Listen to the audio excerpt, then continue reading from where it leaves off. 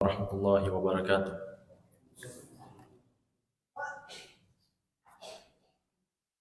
Alhamdulillahi ala ihsani wa syukru lahu ala taufiqihi wa amtinani wa ashhadu an la ilaha illallah wahdahu la syarika lah ta'ziman li sya'ni wa ashhadu anna Muhammadan abduhu wa rasuluhu ad-da'i ila ridwani sallallahu alaihi wa ala alihi wa ashabihi wa ikhwani amma ba'd. Ikhwani fid din wa akhwati fillah, kaum muslimin dan muslimat yang saya cintai dan saya muliakan, rahimani wa rahimakumullah. Kita kembali bersyukur kepada Allah Subhanahu wa taala yang sampai hari ini terus mencurahkan kepada kita nikmat demi nikmat. Ada nikmat Islam, nikmat sunnah, nikmat waktu luang, demikian pula nikmat sehat, yang semua itu semata datangnya dari Allah Subhanahu wa taala. Wajib kita bersyukur jamaah sekalian, karena Allah Subhanahu wa taala menjanjikan la in syakartum la azidannakum wa la in kafartum inna adabi lasyadid. Jika kalian bersyukur, maka pasti saya akan tambah. Namun jika kalian kufur, sungguh azabku sangatlah pedih. Insyaallah taala kita akan lanjut kajian kitab Sahih Al-Adabul Mufrad, hadits-hadits sahih yang diambil dari kitab Al-Adabul Mufrad yang ditulis oleh Amirul Mukminin fil Hadith Muhammad bin Ismail Al-Bukhari rahimahullahu taala, telah memasuki bab birril walidain ba'da mautihima, berbuat kebaikan untuk kedua orang tua setelah mereka berdua telah wafat. Jadi beliau membawakan bab berbakti atau berbuat baik kepada kedua orang tua setelah keduanya telah meninggal dunia. Kata beliau rahimahullah, an Abi Hurairah qala turfa'u lil mayyit ba'da mautihi darajatuhu, akan diangkat derajat seorang yang telah meninggal setelah meninggalnya. Fayaqul, maka dia pun mengatakan, ay Rabbi ayyu syai'in hadihi, wahai Rabbku, apa sebabnya derajatku diangkat? Fayuqal waladuka istaghfar laka, maka dikatakan kepada orang ini, derajatmu diangkat dengan sebab anakmu beristighfar untukmu. Iya. Jadi jamaah sekalian, doa anak, demikian pula doa orang yang masih hidup, itu sampai ke mayit. Iya. Sampai pahalanya ke orang yang sudah meninggal. Nanti insyaallah kita akan jelaskan juga bahwa pendapat Imam Syafi'i, amalan-amalan di antaranya bacaan Al-Quran, dan ini yang masyhur dalam madhab Syafi'i. Demikian pula ini yang ditegaskan oleh An-Nawawi. An-Nawawi, Abu Zakaria Yahya bin Syaraf An-Nawawi Asy-Syafi'i, salah seorang ulama besar dari madhab Syafi'i. Iya. Semua orang-orang yang bermadhab Syafi'i pasti menghormati An-Nawawi. Iya. Bahkan kalau terjadi silang pendapat di tengah madhab Syafi'i, biasanya pendapat yang diunggulkan adalah pendapatnya An-Nawawi rahimahullahu taala, penulis kitab Riyadhus Shalihin. Iya. Nanti kita akan nukil pendapat beliau rahimahullah. Jadi ini dalil doa anak sampai ke orang tuanya yang sudah meninggal. Tapi jamaah sekalian, tidak mungkin anak kita mendoakan kita setelah kita meninggal, kecuali dia menjadi anak yang soleh. Iya. Karena jamaah sekalian, kalau dia tidak soleh, jangankan dia ingat orang tuanya, dirinya belum tentu dia doakan. Apalagi mau dia ingat-ingat orang tuanya. Karena itu Allah Subhanahu wa taala berfirman, "Ya ayyuhalladzina amanu, qu anfusakum wa ahlikum naron." Wahai orang-orang yang beriman, jagalah, peliharalah dirimu dan keluargamu dari api neraka. Apa makna menjaga, memelihara diri dan keluarga dari api neraka ya mas sekalian? Kata Amirul Mukminin Ali bin Abi Thalib radhiyallahu anhu, "Adibuhum 'allimuhum." Maksudnya ajarkan anak-anakmu adab dan ajarkan anak-anakmu ilmu agama. Jadi kalau abinya datang taklim, diusahakan anaknya juga datang. Kalau perlu diajak dulu makan bakso. Habis itu lanjut taklim di Nur Al-Hamad. Karena itu Nabi SAW juga mengatakan pendidikan yang terbaik hanya datang dari petunjuk Allah Subhanahu wa taala dan Rasulnya. Kata Nabi kita tentang anak kecil yang berusia 7 tahun, beliau pernah mengatakan, "Muru auladakum bis shalah wa hum abna'u sab'i sinin." Suruh anakmu salat kalau usianya sudah mencapai 7 tahun. Jadi kalau sudah 7 tahun, diperintahkan anak kita untuk salat. Wadribuhum 'alaiha wa hum abna'u 'ashrin. Dan pukul dia kalau dia di usia 10 tahun belum mau salat. Maksudnya pukul bagaimana jamaah sekalian? Pukul yang mendidik. Bukan pukul yang meninggalkan bekas. Bukan pukulannya orang yang marah-marah dari pulang kerja, langsung ketemu anaknya dia pukul. Bukan itu. Pukul yang dengannya dia takut dan segera melaksanakan sholat. Itu di usia 10 tahun. Karena jamaah sekalian kalau sudah balik atau bahkan sudah dewasa, itu sulit untuk memerintahkan dia untuk sholat. Biasanya abinya dengan anaknya kalau sudah sama-sama besar akan bergulat nanti. Jadi 7 tahun Nabi perintah untuk umat Islam atau kaum muslimin memerintahkan anaknya sholat. Di usia 10 tahun kalau tidak mau sholat, pukul dengan pukulan pendidikan. Ini semua tujuannya jamaah sekalian agar supaya anak kita bisa mengingat kita ketika kita meninggal.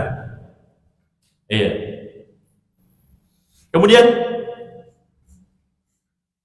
hadits berikutnya, jadi ini ucapan Abu Hurairah disebutkan dalam As-Sahihah, dia memiliki hukum yang marfu'. Marfu' itu maksudnya pasti Abu Hurairah mengucapkan ucapan ini karena mendengar langsung dari Nabi sallallahu alaihi wasallam. Jadi tidak mungkin para sahabat itu berdusta atas nama Nabi. Bahkan dalam ilmu hadis itu ulama sepakat, kalau diriwayatkan oleh salah seorang sahabat Nabi, betul dia sahabat, walaupun tidak dikenal namanya, tidak diketahui namanya. Misalnya ada hadis yang mengatakan telah meriwayatkan seorang sahabat dari Nabi sallallahu alaihi wasallam, beliau bersabda, tidak ditahu siapa sahabatnya, maka ulama sepakat diterima hadisnya. Karena para sahabat itu adalah udul di tengah para ulama, orang-orang yang adil. Dan tidak mungkin Allah memilihkan untuk Rasulnya orang yang buruk, tidak mungkin. Jadi itu spesialnya para sahabat. Adapun selain sahabat, kalau dia meriwayatkan hadis dari Nabi, diperiksa dulu. Diperiksa sanadnya. Betul dia dia mendengar langsung dari sahabat. Jangan sampai ada keterputusan. Betul dia rawi yang thiqah atau tidak. Kuat atau lemah hafalannya, banyak. Tapi kalau sahabat Diketahui tidak diketahui namanya, kalau benar dia sahabat, ulama sepakat diterima haditsnya karena semua sahabat udul, adil di sisi para ulama ahli hadits. Iya. Jadi itu tadi sampai hukumnya kepada Nabi sallallahu alaihi wasallam. Jadi seorang atau orang tua yang meninggal diangkat derajatnya, dia pun heran dari mana, apa sebabnya. Maka dikatakan istighfar, istighfar laka atau waladuka istighfar laka, anakmu di dunia memohonkan ampun untukmu. Iya. Kemudian berikutnya kata Al-Bukhari rahimahullah, wa an Muhammad bin Sirin qala, dari Muhammad bin Sirin, iya, beliau mengatakan, kunna inda Abi Hurairah lailatan, kami pernah di satu malam bersama Abu Hurairah. Berarti Muhammad bin Sirin tabi'in. Iya. Jadi setelah sahabat, tabi'in. Muhammad bin Sirin, beliau juga pernah mengatakan, inna hadal ilma dinun fanzuru amman ta'khuduna dinakum, sesungguhnya ilmu ini adalah agama, maka perhatikanlah, lihatlah dari mana kalian mengambil agama kalian. Namun jamaah sekalian, sebagian orang membawakan athar Ibnu Sirin ini untuk menghantam ahlu sunnah. Iya, untuk menghantam ahlu sunnah. Maksudnya apa? Sesungguhnya ilmu ini agama, lihatlah dari mana kalian mengambil agama kalian. Maksudnya jangan berguru di situ, walaupun dia ahlu sunnah, berguru saja sama guru saya. Itu maksudnya. Iya. Jadi tidak benar ya, selama dia ahlu sunnah, diambil ilmunya. Iya. Siapapun dia, orang manapun dia, dari markas manapun, dari radio manapun, kalau dia ahlu sunnah, maka diterima ilmunya, diambil ilmunya. Iya. Karena itu pernah kata Ad-Dahabi rahimahullah, seandainya ada ahlu sunnah yang bersalah, langsung dihajar. Dihajar ya, bukan dihajar. Beda. Kalau dihajar, iya, dipukul, digebukin. Itu dihajar, tapi ini dihajar. Dihajar itu ditinggalkan majelisnya, tidak didengar, tidak diambil ilmunya, dijarah. Kata Dhahabi rahimahullah, kalau setiap ahlu sunnah yang bersalah langsung dihajar, ditinggalkan, maka tidak ada yang tersisa ahlu sunnah di dunia ini. Iya, karena semua kita pasti salah jamaah sekalian. Iya, semua pasti kita salah. Jadi Muhammad bin Sirin pernah mengabarkan, kami satu malam bersama Abu Hurairah. Faqala, Abu Hurairah mengatakan, Allahumma ighfir li Abi Hurairah wa li ummi wa li mastaghfara lahuma wa li man istaghfara lahuma. Jadi Abu Hurairah berdoa.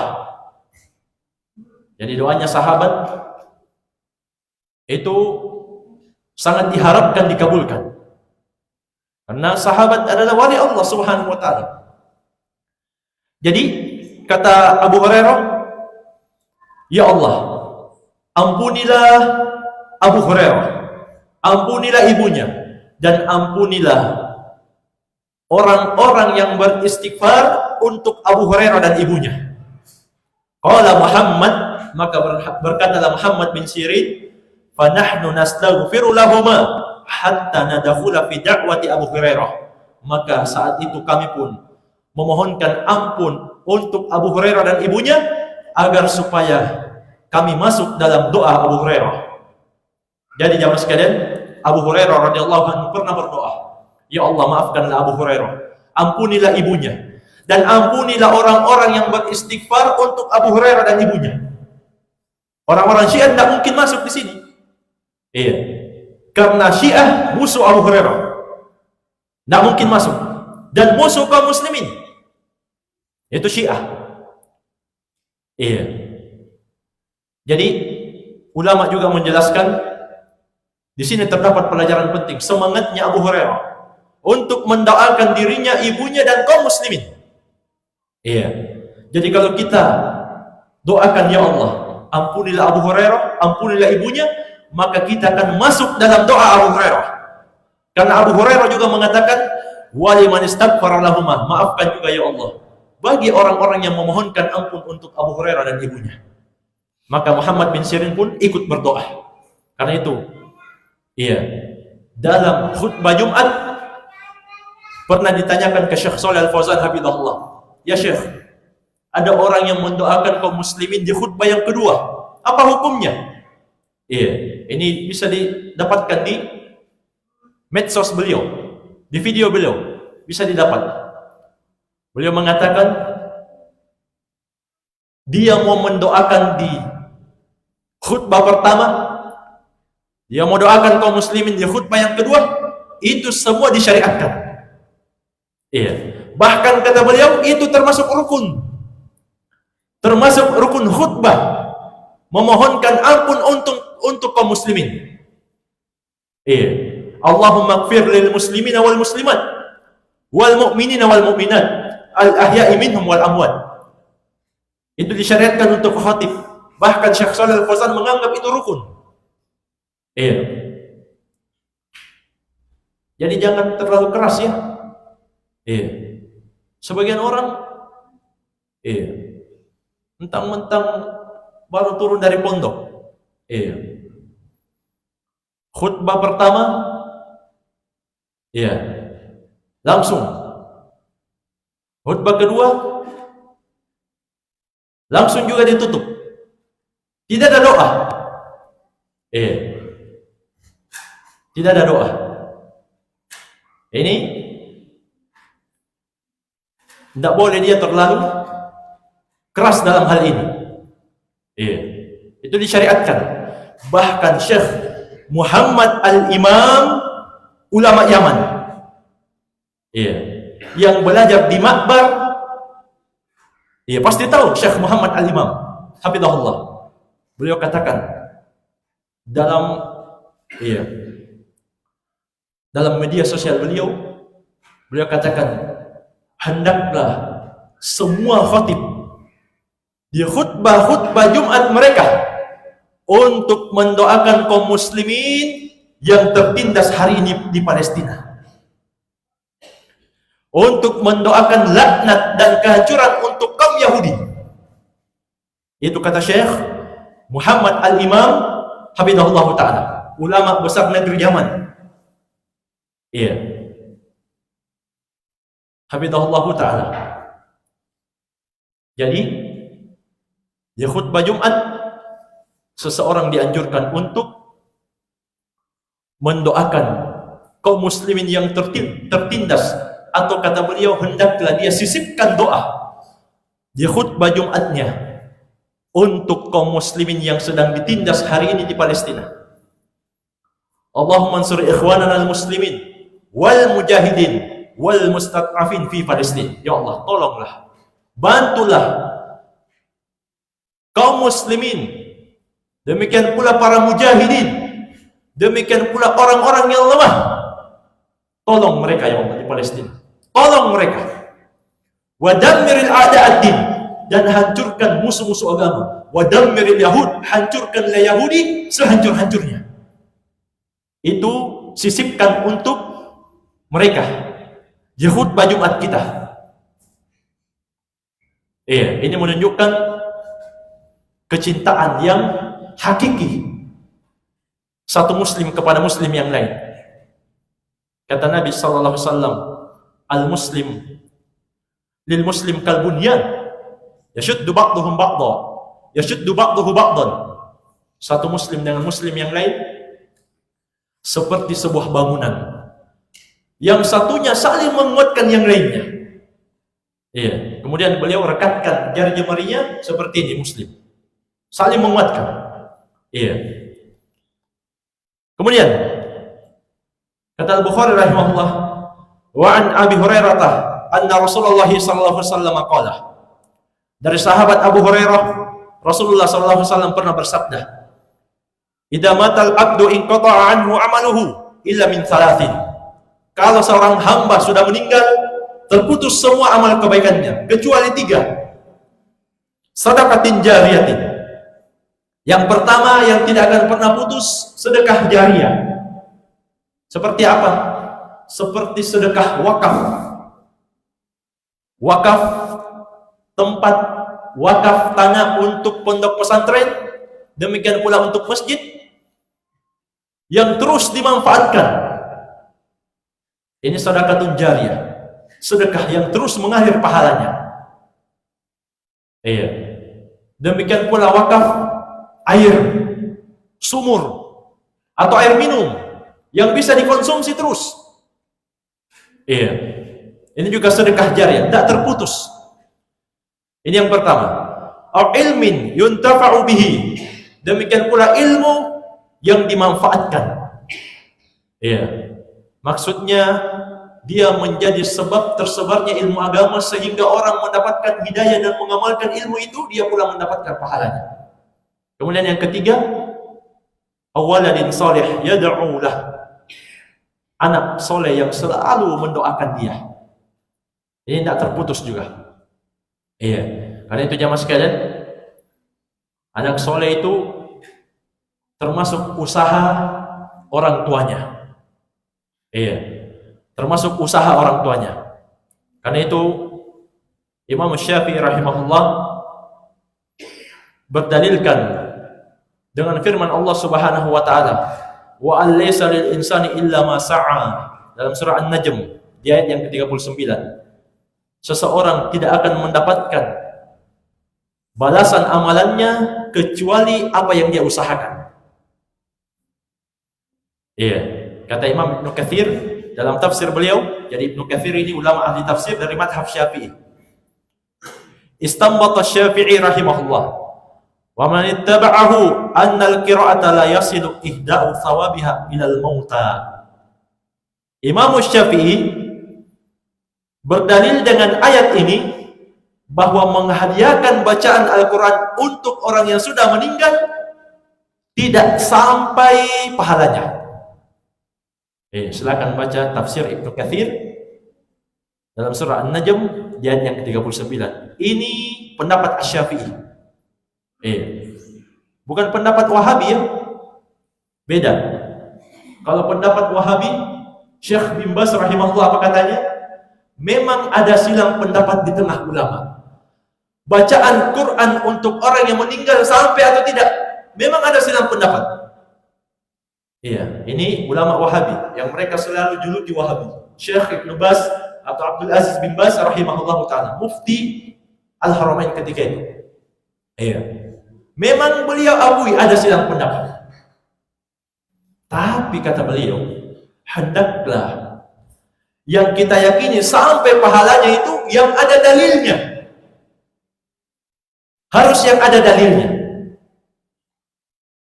Karena itu kata Nawawi, sebagaimana disebutkan dalam tafsir Ibnu Ashur, ad-du'a yasilu thawabuhu ilal mayyit wa kadzalika shadaqah wa huma mujma' alaihima. Ini An-Nawawi Asy-Syafi'i. Iya, ini sebagian orang yang mengaku mazhab Syafi'i pura-pura tidak tahu ini. Iya. Kata Nawawi, doa pahalanya sampai kepada orang yang sudah meninggal. Itu tadi dalilnya. Doa anak soleh diantaranya untuk orang tuanya. Demikian pula sedekah. Itu juga sampai dalilnya. Sampai pahalanya kepada orang yang sudah meninggal. Nanti akan disebutkan dalilnya. Iya. Di hadits berikutnya, ada orang yang meninggal ibunya tidak sempat berwasiat, dan dia yakin kalau seandainya ibunya berwasiat, pasti ibunya berwasiat untuk bersedekah. Maka Nabi benarkan. Kata Nawawi, mujma'un alaihima, ulama sepakat sedekah dan doa sampai pahalanya ke orang yang meninggal karena ada dalilnya. Kalau ulama sepakat berarti semua madhab, Syafi'iyah, Malikiyah, Hanabilah, Hanafiyah, kan seperti itu. Iya. Wa kadzalika qada'at dayn, demikian pula dibayarkan hutangnya. Iya, itu juga bermanfaat untuk si mayit. Karena itu pernah Nabi tidak mau solati salah seorang jenazah yang punya hutang. Kemudian ada yang menjamin menanggung hutangnya, baru Nabi mau solatkan. Iya.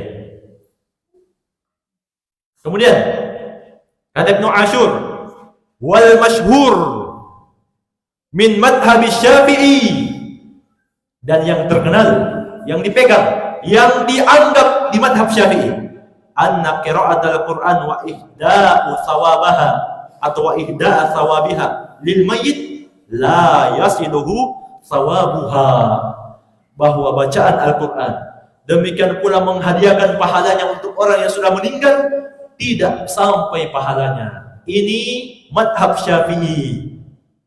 Iya.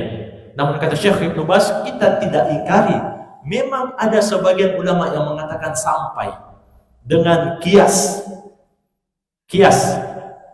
Iya. Kalau dikiaskan repot jamaah sekalian. Katanya sedekah saja sampai, berarti bacaan Quran sampai. Itu dikiaskan, maksudnya dianalogikan. Nanti ada lagi yang kiaskan. Kalau begitu sholat juga. Dulu dia semasa hidup tidak sholat, kita sholatkan saja supaya sampai sebagaimana sedekah. Repot kalau kita kias-kiaskan. Sementara ada nas, dan disebutkan kaidah oleh para ulama, tidak ada kias dengan adanya nas. Tidak berlaku kias dengan adanya nas. Iya. Jadi ini secara ringkas. Kemudian jamaah sekalian, sedekah sampai ke mayit. Nah sekarang pertanyaannya, bagaimana dengan kurban? Iya, kurban. Ini kurban jamaah sekalian. Kalau ditanya kepada Abu Hanifah, demikian pula Imam Malik, apa hukumnya berkurban? Kata mereka wajib. Iya, wajib kata mereka. Mungkin di antara dalilnya adalah sabda Nabi sallallahu alaihi wasallam, "Man kana lahu sa'ah wa lam yudhi fala yaqrabanna musallana." Siapa yang punya kemampuan, kelapangan untuk berkurban tapi dia tidak berkurban, maka jangan dia dekat-dekat musollah kami. Maksudnya jangan dia dekat-dekat tempat salat Id kami. Walaupun sebagian ulama mengatakan hadisnya mauquf, tidak sampai kepada Rasulullah sallallahu alaihi wasallam. Namun Syekh Abdullah Al-Bassam juga mengatakan, yang mengatakan hadisnya marfu juga orang-orang yang thiqah, orang-orang yang terpercaya. Iya. Walaupun mayoritas ulama berpendapat kurban hukumnya sunnah muakkadah, sunnah yang sangat ditekankan. Iya, sunnah yang sangat ditekankan. Ini mayoritas ulama. Sekarang, iya, sedekah untuk si mayit sampai, kurban bagaimana? Iya, di sini juga ada beda pendapat di tengah ulama. Iya, ada perbedaan pendapat di tengah ulama. Dan Syekh Ibnu Baz rahimahullah menguatkan pendapat boleh berkurban atas nama orang yang sudah meninggal. Iya. Jadi kita tidak taklid kepada Syekh bin Baz. Iya. Kata Syekh bin Baz, dulu ada datang kepada Nabi seorang ayah mengatakan, "Ya Rasulullah, saya ingin berkurban atas nama anakku." Kata Nabi, "Silahkan." Kata Syekh Ibnu Baz rahimahullah, berdasarkan hadis ini boleh berkurban walaupun atas nama orang yang sudah meninggal. Karena Nabi tidak tanya anakmu masih hidup atau sudah meninggal. Umum, kata Syekh bin Baz. Iya. Ini pendapat yang pertama. Pendapat yang kedua, tidak disyariatkan berkurban atas nama orang yang sudah meninggal. Di antara alasannya karena firman Allah Subhanahu wa taala, "Fasholli li rabbika wanhar." Salatlah engkau hanya untuk Rabbmu dan lakukanlah kurban hanya untuknya. Itu hanya ditujukan untuk orang yang hidup. Iya. Kepada siapa ayat Al-Quran ini ditujukan hukumnya? Kepada orang yang masih hidup. Orang yang sudah meninggal sudah terputus pahalanya. Iya. Namun bisa diikutkan. Iya. Jadi Nabi pernah berkurban 1 ekor kambing. Beliau katakan, Allahumma taqabbal an Muhammadin wa ali Muhammadin wa min ummati Muhammadin.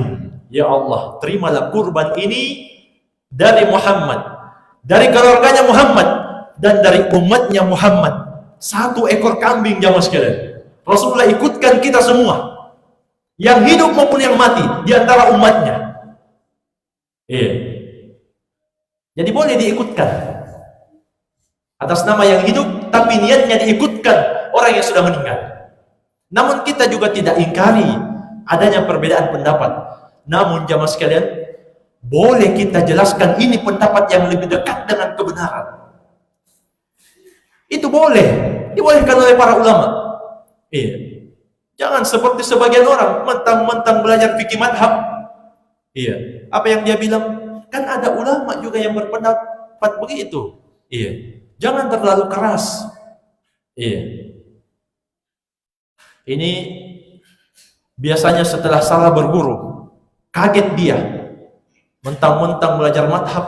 Iya. Dia banyak tahu pendapat ulama, dia pun kaget. Oh, ternyata bisa. Iya. Karena itu kata seorang ulama, laisa kullu khilafin ja'a mu'tabaran illa khilafan lahu haddun minan nadhari. Tidak semua silang pendapat itu dianggap, tidak semua. Kecuali silang pendapat yang ada sisi pendalilan. Iya. Hijab hukumnya wajib. Tiba-tiba ada orang yang dianggap ulama, dia katakan tidak wajib, yang penting sopan. Terus ada yang lagi yang bilang ini kan silang pendapat. Ada kok ulama ahli tafsir mengatakan tidak wajib. Maka kita katakan tidak semua silang pendapat itu dianggap, kecuali silang pendapat yang ada sisi kebenaran. Iya. Jadi insyaallah taala pendapat yang lebih dekat, iya, yang kita harapkan dekat dengan kebenaran, yang disyariatkan untuk berkurban adalah orang yang hidup. Adapun orang yang meninggal, dia diikutkan saja, diniatkan, kecuali kata para ulama, kalau dia berwasiat sebelum meninggal. Iya, dia berwasiat sebelum meninggal, nanti kalau saya meninggal dan tiba Idul Adha, harus kamu berkurban dari harta saya. Dan dia punya 1/3 harta, maka wajib kita berkurban karena dia punya harta. Karena itu wasiat. Iya. Tapi kalau tidak, kita ikutkan saja. Ini wallahu a'lam. Jamaah sekalian, mungkin ini saja bisa kita ambil pada malam hari ini. Barangkali ada yang perlu dipertanyakan, saya persilahkan.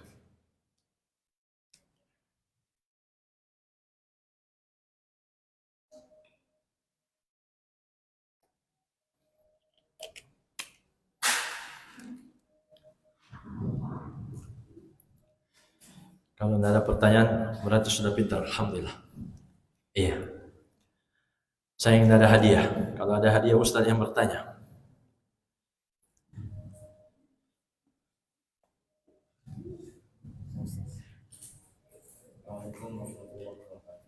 Iya. Yang susah-susah, Pak Imam. Iya. Yang pertama tadi mengatakan ada pernah orang tua diangkat derajatnya di surga, itu berkat istighfar anaknya. Iya. Yang saya tanyakan ini bentuk istighfarnya bunyinya di mana? Iya. Apakah istighfar biasa saja atau bisa bahasa lain atau Rabbi Effendi dan sebagainya? Iya. Istighfar dia bermakna permohonan ampun. Istaghfara yastaghfiru istighfar. Di atas wazan istaf'ala yastaf'ilu istif'al. Iya, ini yang belajar bahasa Arab pasti tahu ini. Yang tidak belajar ya dengarkan saja sebagai tambahan faidah. Jadi istaf'ala yastaf'ilu istif'al, istaghfara yastaghfiru istighfar. Semuanya asal maknanya dari ghafara yaghfiru ghufran, ampunan. Iya. Jadi bentuk permohonan ampun secara umum. Allahumma gfirli wali walidayya. Ini bisa juga. Rabbighfirli wali walidayya. Ya, dan ini disebutkan juga dalam Al-Quran. Maafkanlah saya ya Allah. Demikian pula ampunkanlah kedua orang tuaku. Iya. Kalau mau ditambah warhamhuma kama rabbayani shaghira, boleh juga. Sayangilah dia sebagaimana dia menyayangi saya di waktu kecil saya. Tidak ada masalah. Jadi ini umum. Kalau dia tidak paham teks Arabnya, maka tidak mengapa dia pakai bahasa Indonesia. Ya Allah, ampunkanlah dosa-dosa ibuku, ampunkanlah dosa-dosaku dan dosa ibu bapakku. Sayangilah dia, lapangkanlah kuburnya, dan pertemukanlah kami di surgamu. Iya. Ini umum, tidak ada masalah. Kalau dia tidak tahu teks Arabnya. Kemudian jemaah sekalian, ada faedah juga yang lupa. Di sini ulama juga menyebutkan seseorang dianjurkan kalau dia menikah memilih wanita solehah. Iya. Jangan mentang-mentang dia bagus. Iya. Good looking. Iya. Tapi khawarij. Jangan main-main jamaah sekalian. Iya. Jangan alasan nanti saya dakwai, nanti saya ajak taklim ke Nurul Hamad, jangan. Iya. Dulu ada seorang ulama. Iya. Imran bin Hittan menikahi wanita khawarij. Tapi memang sangat cantik disebutkan di situ.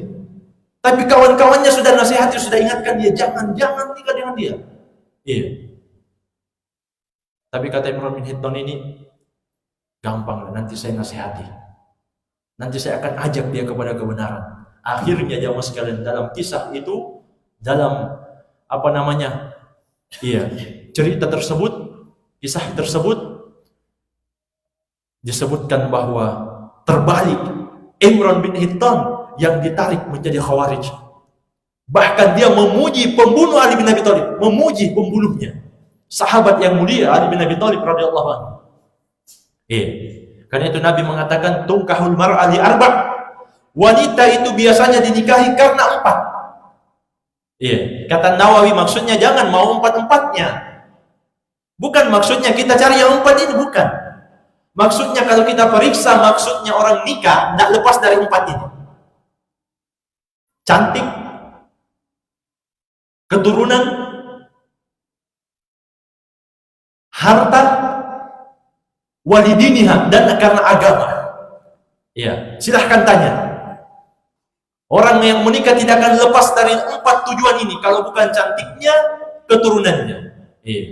Anti itu keturunan raja, darah biru. Kalau kamu sampai di kampungnya sebut nama bapaknya saja, kamu akan diantar. Orang takut-takut. Kemudian yang ketiga karena harta. Yang keempat karena agama. Kemudian kata Nabi, qatfar bidatid din taribat yadak. Pilih yang bagus agamanya, pasti kamu beruntung. Ini diantara syariat atau penganjuran berdasarkan hadis ini. Tidak mungkin anak kita soleh jamaah sekalian kalau ibunya tidak soleh. Kalau begitu harus nikah dengan semanhaj, harus. Tidak usah dengarkan sebagian orang. Katanya tidak harus semanhaj kita nikah. Karena yang bilang ini manhajnya juga bermasalah. Jadi jamaah sekalian, pilih wanita yang soleh agar supaya dia bisa membimbing anak kita menjadi anak yang soleh. Sehingga dia mendoakan kita ketika kita telah tiada. Ini wallahu a'lam. Ada yang lain? Masih ada waktu? Saya persilahkan.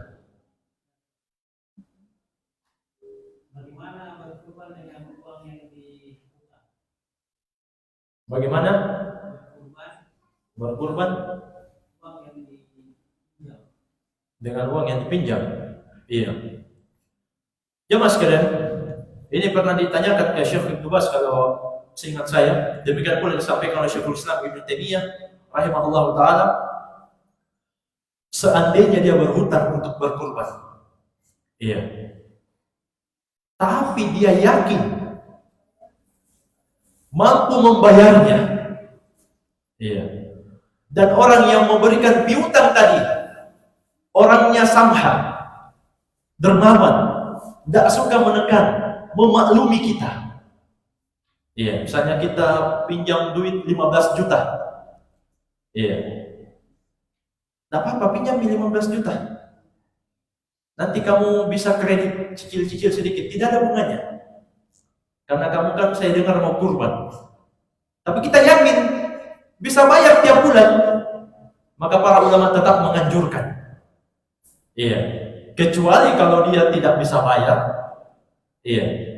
Atau dia perkirakan sebagian besar susah nanti bayarnya. Maka jangan jamaah sekalian. Bahkan ulama mengatakan seandainya ada hutang yang datang kepada dia. Misalnya dia pedagang. Notanya sudah jatuh tempo. Iya. Tidak bisa. Pokoknya orang ini tidak mau pergi. Harus dia bayar hutangnya. Besok berkurban. Para ulama mengatakan harus dia bayar dulu hutangnya. Karena hutang hukumnya wajib.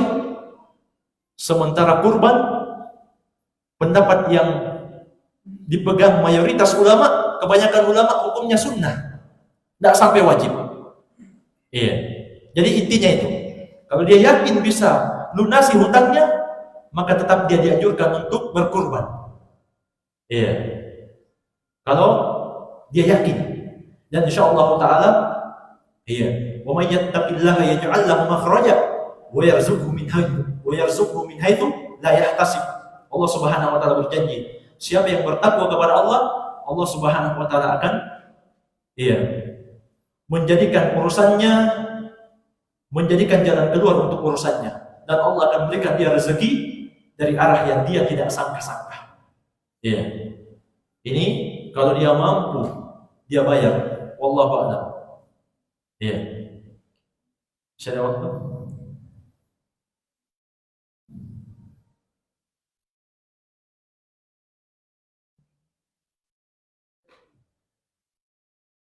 Mari.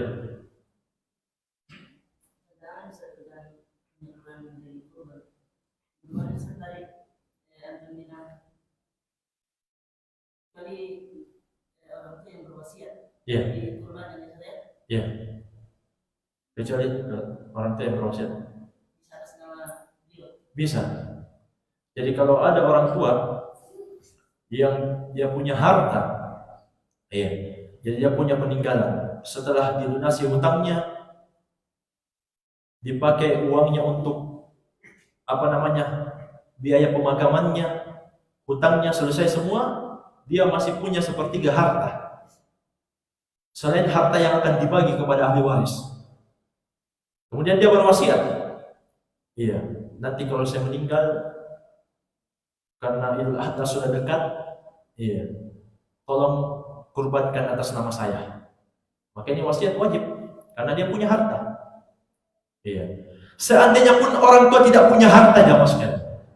Iya.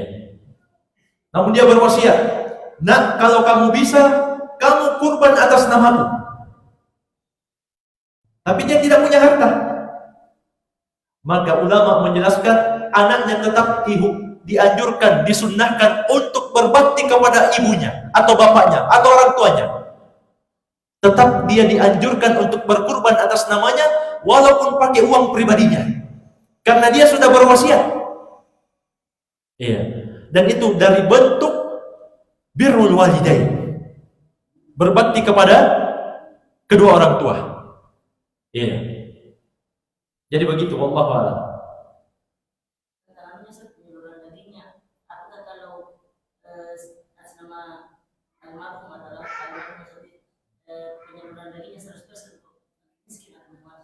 Iya. Baik. Iya. Penyalurannya.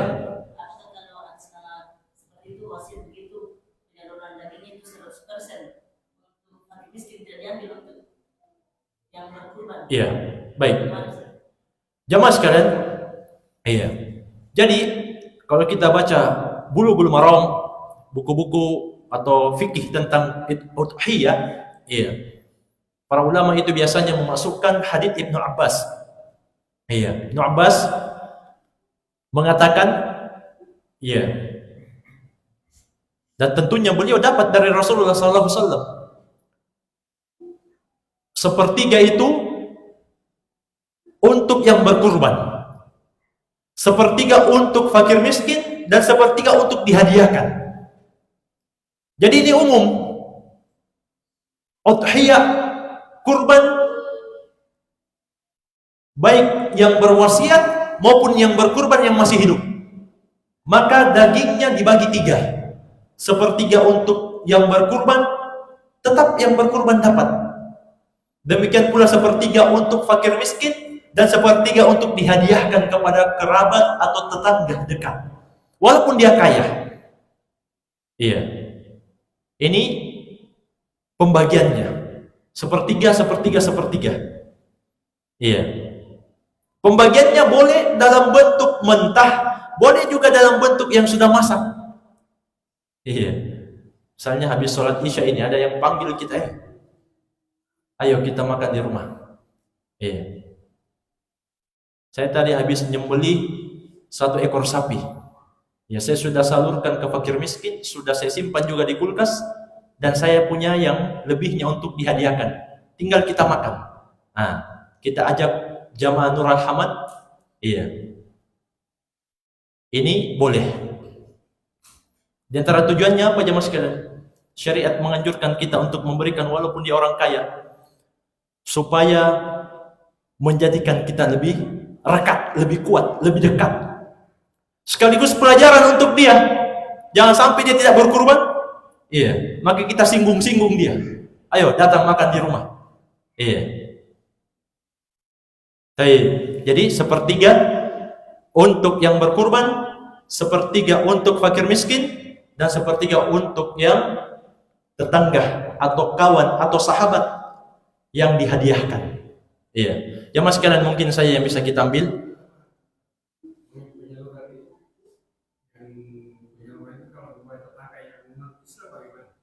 Iya. Kalau tetangga non muslim, iya, dikasih daging gitu Pak. Iya, jawabannya boleh. Iya.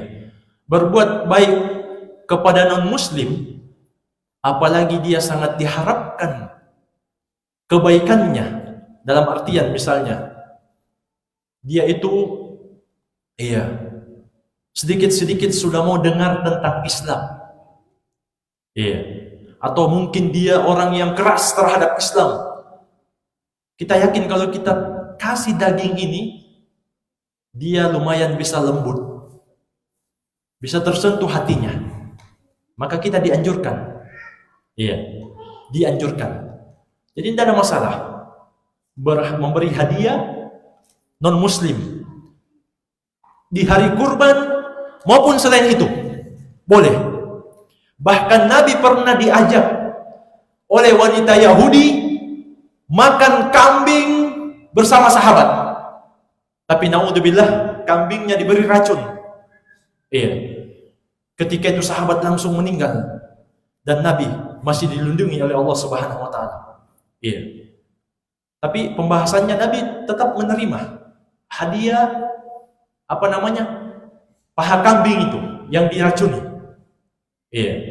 Dan Nabi pernah memberikan kepada Arab Badui yang kurang ajar kambing 1 lembah. Iya. Karena Nabi yakin nanti kalau dia pulang kampung, dia akan dakwah, ajak kepada kaumnya untuk masuk Islam, dan ternyata benar. 1 kampung masuk Islam. Iya. Jadi boleh jamaah sekalian menghadiahkan kepada non muslim. Iya. Jamaah sekalian, mungkin ini saja yang bisa kita ambil pada malam hari ini. Lebih dan kurangnya saya mohon maaf. Wabillahi taufik. Subhanakallahumma bihamdik, asyhadu an la ilaha illa anta, astaghfiruka wa atubu ilaik. Wa sallallahu ala nabiyyina Muhammadin wa alihi wasallam. Wa akhiru da'wana alhamdulillahi rabbil alamin. Wassalamualaikum warahmatullahi wabarakatuh.